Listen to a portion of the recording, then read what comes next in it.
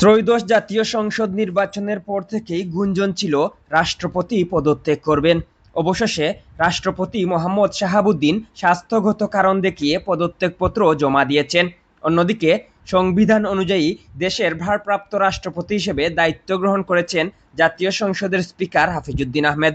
একই সঙ্গে স্পিকার পদে দায়িত্ব পালন করবেন deputy speaker barrister Kaiser Kamal.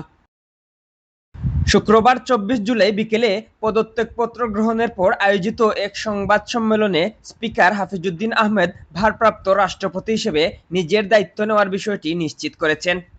গণপ্রজাতন্ত্রী বাংলাদেশের সংবিধানের ৫০ অনুচ্ছেদের দফা ৩ অনুযায়ী মহামান্য রাষ্ট্রপতি জনাব মোহাম্মদ শাহাবুদ্দিন তার স্বাক্ষরযুক্ত পদত্যাগপত্র আজ ২৪শে জুলাই ২০২৬ ৯ শ্রাবণ ১৪৩৩ তারিখে রোজ শুক্রবার অপরাহ্ন ৫টা ১ মিনিটে আমার নিকট পদত্যাগপত্র দাখিল করেছেন।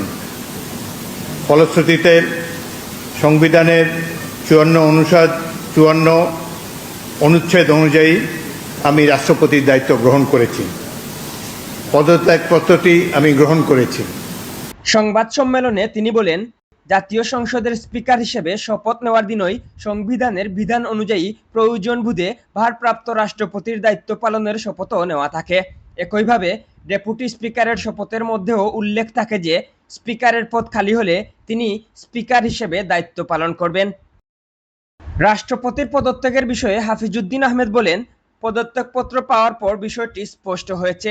তিনি দীর্ঘদিনের শারীরিক জটিলতা ও অসুস্থতার কারণে এই সিদ্ধান্ত নিয়েছেন। তার পদত্যাগের মধ্য দিয়ে রাজনৈতিক অঙ্গনে সৃষ্টি হওয়া বিভ্রান্তি ও ধোঁয়াশার অবসান ঘটবে বলেও আশাবাদ ব্যক্ত করেন তিনি।